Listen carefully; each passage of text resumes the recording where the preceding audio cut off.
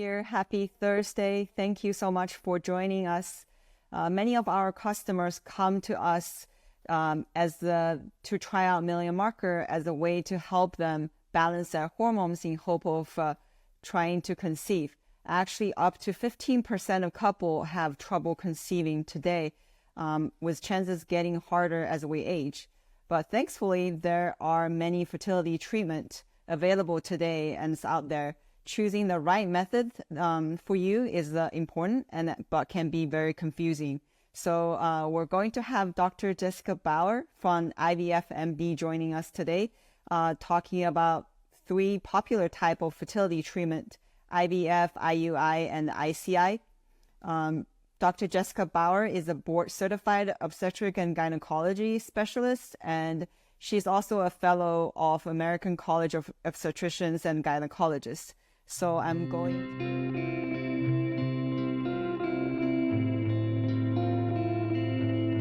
I accepted the email. Oh, here she is. Hi, Dr. Bauer. Thank you so much for joining us. Technical difficulty. I think I kept inviting you, and then you also sent me a request. I have only been able to perfect the Instagram live thing over many weeks, and I'm terrible at this stuff, so no worries. Thank you so much for taking the time joining us. We're super excited to talk about these topics. So I did a little bit. Yeah, I did a little bit intro, but tell us a little more about your educational background and what led you become a fertility specialist. Absolutely. Yeah. So I'm Dr. Jessica Bauer. I'm a reproductive endocrine and infertility specialist at IVFMD, which is located in Florida. We have offices throughout the entire state of Florida. And I did most of my training up in the Northeast, where I'm from, either in Boston or New York City, and made my way, did fellowship in Denver, Colorado. Actually, I think you've spoken to one of my co-fellows before, she goes by Dr. Grob now. Yes, yes. It was Dr. Grindler. Yep. We trained together for infertility specialty, fellowship, and made my way to Florida because all of my family that was previously in the North moved down because it got too cold. And so here I am. I am a full service, REI, and obviously help women conceive, but also fertility preservation, management of other endocrine disorders like PCOS or anything like that. And I just love what I do. I love working with motivated, healthy patients that want to be the best versions of themselves, and it's a very rewarding job. So I feel very lucky to do it. This is so awesome. Yes, we're actually working with Dr. Grob on a clinical trial that we're pretty excited to get started. I remember her research and fellowship was always geared towards EDCs, and I think it's fantastic. She's had like blinders on, that has been her passion for a long time. So you're in great hands. Yes, we love her. But I also know you have also very special background, and you have a master in nutrition too. So I do, because hey, we are what we eat, right? So it's very important to have an eye towards, understanding the kinds of foods that you're putting in your body, in addition to the way that they're manufactured and all these kind of things, because we're just learning more and more day after day how much that can impact things like fertility and also general health. So I think it was something that I chose to do prior to medical school, because I knew that it would be something that I would always fall back on, and trying to counsel patients about making good choices for them.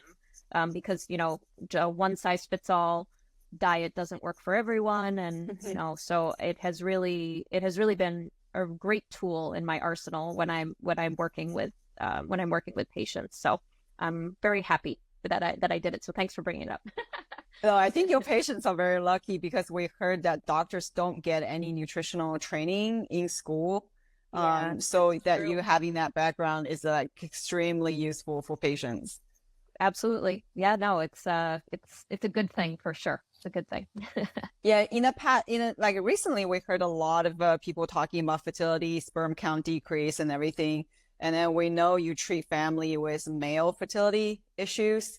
So Absolutely. Have you found there are more couples now open to talk about or exploring the male's role in their fertility issues?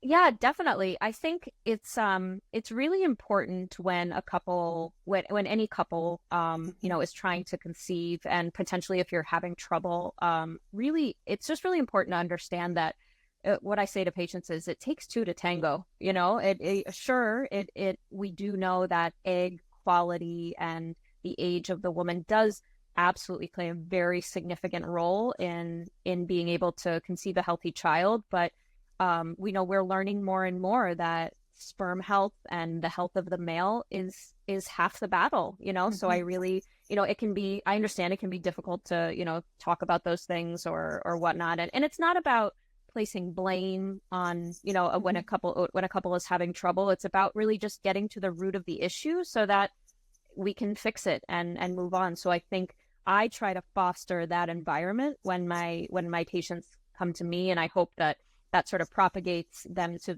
to be comfortable with it and understand that, it could there are a lot of things, health conditions and certain things that men can do that can significantly impact their sperm quality. And it's important to check it out because it's half the picture. Right. I secretly wish men can carry a baby one day so women don't have to do this. They can't. No way. That would be great, but I think it speaks to when I tell patients that on a monthly basis a woman ovulates a single egg, and in a given ejaculate there's about 20 million sperm, and so it takes 20 million to 1 to get a 20% chance that you might conceive. Like, what does that tell you about? It's right. It's a wonder that any of us are here, given those numbers, but yes, a pregnant man would be certainly interesting. So when do you think it's the right time for a family to explore fertility treatment? Absolutely. Great question. I would say that and generally we go by the woman's age. So if a woman is less than 35 years old and she's been having unprotected timed intercourse for 12 months, and has not conceived, that is definitely the right time to seek an expert's opinion. If a patient is greater than over 35 years old, then that timeline shrinks down to about 6 months of timed intercourse before seeking treatment. And generally, if a woman is over the age of 40, we recommend almost immediate, referrals and evaluations, just because we know how egg quality and quantity starts to decline so rapidly after that point. Furthermore, you are never wrong, in my opinion. Obviously, I'm biased and I love what I do, and I think information is power. So you're never wrong to say, listen, we're thinking about trying this. We'd like to see where we stand.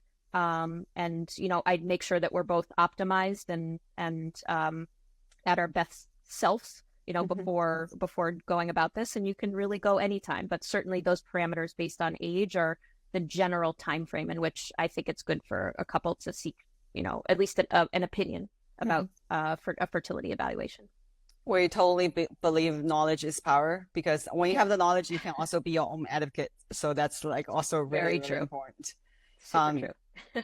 So we're going to discuss some of each treatment, how it works, because people always get confused about different treatments. And then we can get into the nuance of each. Perhaps the best well-known treatment is IVF. So what is IVF? Yeah. IVF stands for in vitro fertilization. The term in vitro refers to the fact that that process is happening in a petri dish. It's not happening in vivo, which is inside of your body. It's happening outside of the body. And so in vitro fertilization refers to fertilization or coming together of the egg and the sperm in a petri dish, okay, in a laboratory. And so IVF generally is a process by which the female's ovaries are stimulated with injectable hormone medications for a period of about 2 weeks. Her eggs are then extracted from her body with a minor surgical procedure that, someone like me does.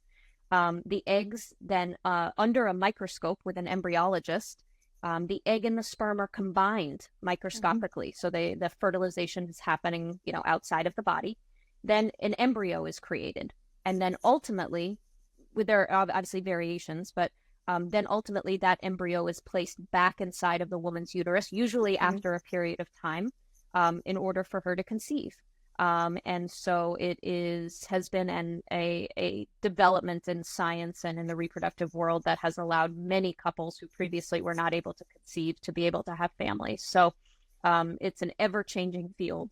And it's certainly in general, of all of the treatments of fertility treatments that we have, it is certainly the one that is generally considered the most successful. Okay. But it's also more invasive than some other things we do. So that's you always need to make sure you educate your patients about the pros and cons of every sort of thing. But generally that's what IVF is. Yeah, I remember watching a video of how it happens in a petri dish. It's like really fascinating. It's cool. Literally making a baby in a petri dish. Absolutely. It's fascinating to watch. But again, I'm a little biased, I think. So how do potential parents prepare for IVF? So in preparation for IVF, you really need an evaluation, a fertility evaluation of both the male and female, or if you're doing IVF for the purposes, like for instance, if you have a same-sex couple that like a same-sex female couple that needs donor sperm, or same-sex male couple that needs a donor egg, you first need to do an evaluation to determine their candidacy for it and make sure that like I alluded to, that making sure everything is optimized to really give the best chance. And the way that generally you prepare for it is making sure that you have a conversation with a physician like me so that you understand all of the steps that need to happen. Making sure we get your medications, making sure we teach you how to use your medications, all of that kind of stuff. That's really more of the preparatory stuff that needs to happen. I need to make sure your thyroid level is in control, make sure you're not terribly anemic, make sure your vitamin D level is good, and make sure there's nothing, glaring from a health perspective that could significantly reduce the risk or reduce the chance of IVF working.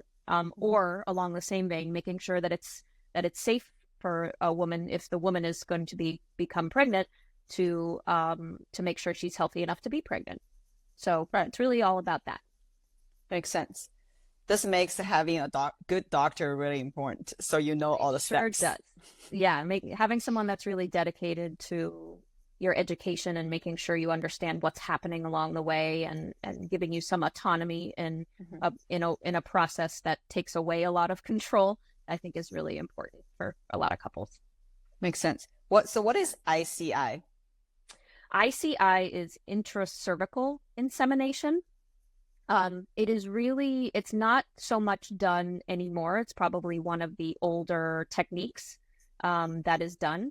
It is a process by which sperm, generally after it has been washed or prepared or separated, is placed in a catheter, and then sometimes that catheter is placed, inside the vagina, and sometimes, just right inside of the cervix and deposited there. Okay. ICI is also sometimes you hear about people doing like home inseminations.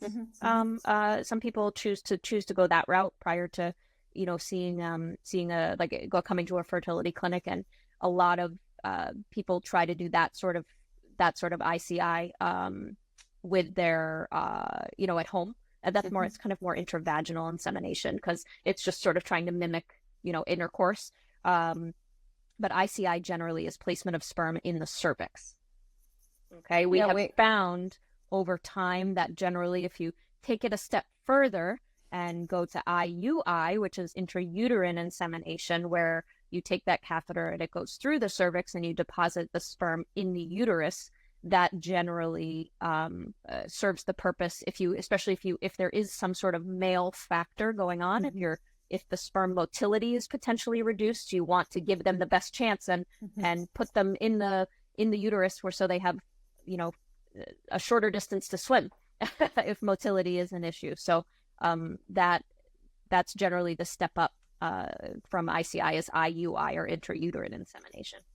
Makes sense. We actually have a dedicated viewer who asked a question even before you come on. So she asked, how does ICI increase chances compared to timed intercourse? So I guess if you have a male factor, if you have a documented male factor, whereby ICI gives the sperm a slight advantage from a motility perspective, that's where over timed intercourse, where the sperm is just deposited into the vagina,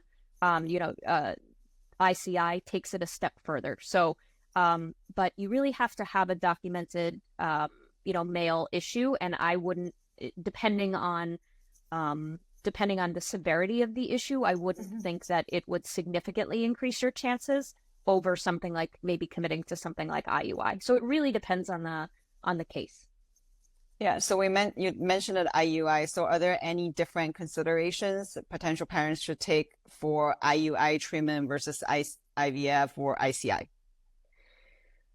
So those people that are candidates for IUI generally, as mentioned, are individuals that well, if you have a male factor issue, but also IUI is very commonly coupled with what we call ovulation induction, which has to do with a female factor, whereby if, for instance, you have a woman with something called PCOS or polycystic ovarian syndrome, whereby she's not having regular menstrual cycles or regular ovulations, such that if it's so irregular, she can't predict when it's going to happen, and therefore it's very difficult to time the intercourse if you don't know when your ovulation is going to happen, right? Because it's all about timing.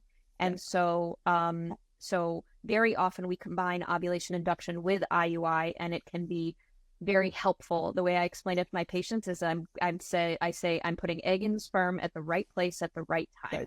Because sometimes timing, because of various issues, is the sole problem, and IUI can be very ovulation induction with IUI or ovulation induction with timed intercourse, if there's no documented male issue, can be very beneficial for folks, especially for women that have ovulatory disorders. So I think I answered your question, right? Yes. Sometimes I go off a tangent. No, this is good. This leads to my next question is, is there a certain order that these treatments are considered? So in general, if you think about fertility treatments, they exist on a spectrum, right? There are things that are less invasive. There are things that are less expensive, but also less likely to work. And that generally is considered things like timing and doing ovulation induction, timed intercourse, IUI. Those things fall on the lower end of the spectrum. And then you have IVF, which certainly is on the extreme other end of the spectrum. It's more invasive, but it's also significantly more likely to work. And it really depends. There's no rule to say that you have to start with IUIs before you move on to IVF. There are plenty of, patients that come to me that potentially have been trying for a long period of time, or potentially have met their partner later in life and want to ensure that they can efficiently have a healthy baby. And sometimes IVF is a better choice. There's no, you don't have to do one before the other, or it really has to do with what the patient is comfortable with, what their goals are, and what the level of risk that they want to undertake in the entire process. And so it's very, very individualized. But whenever I offer treatment to patients, it's not a one size fits all. It's what are your goals and what do you feel comfortable doing? And okay, let's start here. And maybe we say we do a couple IUIs, and if they don't work, let's have a conversation about potentially moving forward to IVF if IUI is not going to work. So, sure, it can be a stepwise progression, but I certainly have plenty of people that come to me for one reason or another that require IVF at the get-go. Makes sense. So you also specialize helping women who have, common condition like PCOS, endometriosis to conceive. So is there one type of fertility treatment that statistically works best for them? So generally, PCOS is the way that you define PCOS. One of the things that you have to have is ovulatory dysfunction in order to be diagnosed with PCOS. And so again, purely if that is the issue and you can get someone to ovulate on their own, then it is perfectly reasonable to say that an IUI or even ovulation induction with timing their intercourse with their partner is a perfectly reasonable step to take, and that could very well work. Endometriosis is a different story. Endometriosis is defined as when a patient has endometrial, or the lining of the uterus, when you have glands or stroma that are endometrial in origin outside of the uterus. So they implant in your pelvis, they can implant on your fallopian tubes, on your ovaries, and whatnot. It's very classically characterized by very severe, very painful periods, and sometimes folks with endometriosis, because of the inherent issue with their diagnosis, can have lower egg quality or compromised egg quality compared to folks who don't have endometriosis. And so also, when you have endometriosis, you're at more of a risk if you have these endometrial implants on your fallopian tubes or throughout your pelvis. You can have scarring or distortion of the normal anatomy of the reproductive system that can make conceiving on your own very challenging or impossible if the fallopian tubes are blocked. And so sometimes those folks require IVF for that reason, because they have fallopian tubes that are, damaged beyond a point where they could potentially be fixed. And so sometimes IVF is the right choice for some patients who have endometriosis. So it really just depends on the specific scenario. But those are two examples of, PCOS. For if you're just fixing an ovulation problem, sure, IUI or ovulation induction is a great choice. If you are, if you have a fallopian tube issue related to endometriosis, scarring in the pelvis, IVF is definitely going to be the route you want to go. Wow, such a wealth of knowledge. This is like it's pretty overwhelming, but at the same time, it's like, okay, it's really important to find someone who knows what she's doing. Yeah. Yes, please go to a doctor who knows what they're doing. Yeah. So what does a consultation with you look like?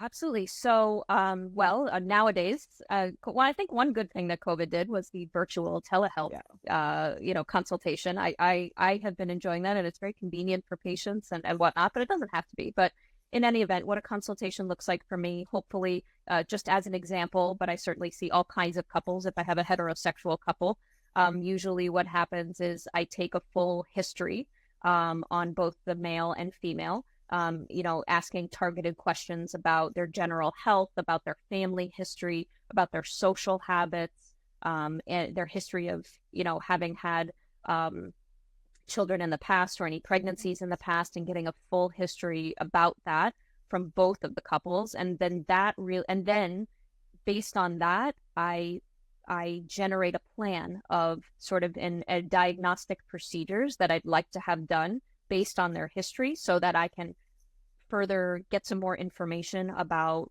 why it is they potentially are having a problem. Usually, in general, the diagnostic process that I describe to them involves checking.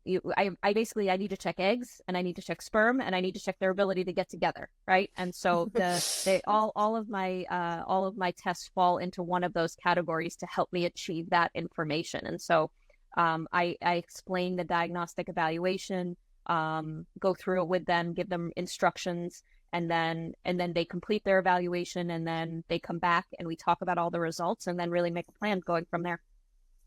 That makes sense. Tell us about IVFMD. Sure. So I love IVFMD. No, IVFMD is one of the largest fertility practices in South Florida. We also are a group that have, if not the highest success rates in Florida, which we're very proud of, because we take great pride in what we do here. And we're really a full service, fertility clinic. I will say that the vast majority of what we do is to help women and or couples achieve pregnancy, but there are many of us that also so we achieve pregnancy, but also we do a lot of fertility preservation, whether that be a choice to do that electively if you choose to delay childbearing, or if it becomes a process like in cancer patients that may require chemotherapy, doing fertility preservation prior to initiating a treatment that could compromise their fertility later. And also a lot of those other endocrine problems, things like PCOS, people, teenagers and young women that are not necessarily trying to conceive, but are having irregular periods or having, problems from an endocrine standpoint, we manage all of those kinds of things. And we really pride ourselves on an individualized approach to every patient, because there are, and I think we strike a very unique balance in we're a very large organization with vast resources, which is great. But we also, care about our patients and take an individualized approach to each of them, which is important. That makes sense. Actually, one of your patients just asked a question. Oh, hi, I have an appointment with you in September. What are some things I can do to prepare my body? That's great. Yeah. I'm looking forward to seeing you in September. I hope that's a choice to see me in September, and that I'm not booking out that far, because that would be terrible. But certain things that you can do if you are trying to conceive, making sure you're getting yourself on a good prenatal vitamin that has folic acid in it. If you happen to be someone that is overweight or not healthy, or not happy with your eating habits or anything like that, starting to really focus on being the healthiest version of you is only going to make my job easier. So I would say focusing on that ahead of time is absolutely the thing that would help me the most, and will help you in the long run for sure. I also want to plug in to check out all your products, your food, eat less packaged food, as well as using better product, less plastic. So you also prepare your body with less toxins. Absolutely. Couldn't agree more. Eat whole foods and avoid the plastics, as you said, and the glass product, as I'm drinking out of a plastic bottle. It's okay. I just like that one. Normally I have a Hydro Flask, but Wonderful. Another question, do you recommend doing back-to-back IUIs in one cycle?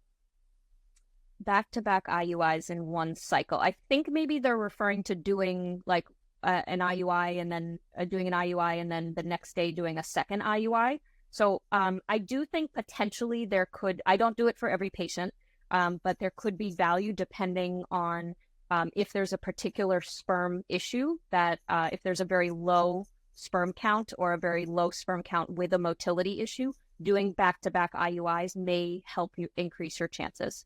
So there is a role for it sometimes, but not universally. Do you only see patients in Florida, or anybody around the U.S. We see patients, especially with telehealth. I've seen patients in different states. I've seen patients in different countries that come here, and so we see patients from everywhere, all over the United States and the whole world, basically. That's the sort of, like I said, COVID did one good thing, the telehealth. I'm all about it. This is awesome, because I just feel that patient needs to benefit from your wealth of knowledge and everything you just said. Yeah, so, thank you. This is so cool. I think we're going to have you come back and talk about more about nutrition and all these other things. I would love it. Absolutely. So thank you so much for joining us. So everyone, make sure you follow the team of IVFMD at IVFMD and check out all the services, and then follow Dr. Bauer. This is amazing. Thank you. Yeah, my handle is Jessica Bauer _fertility doc. So, and I'm sure you can find it through IVFMD if that's easier, because that's certainly easier to remember. But I'm always happy if you find me to DM me if you have a question. Always happy to answer. And yeah, just thank you for having me. No, thank you so much. Thank you everyone for joining and the great questions. Very good. Okay, bye. Okay, take care. Bye.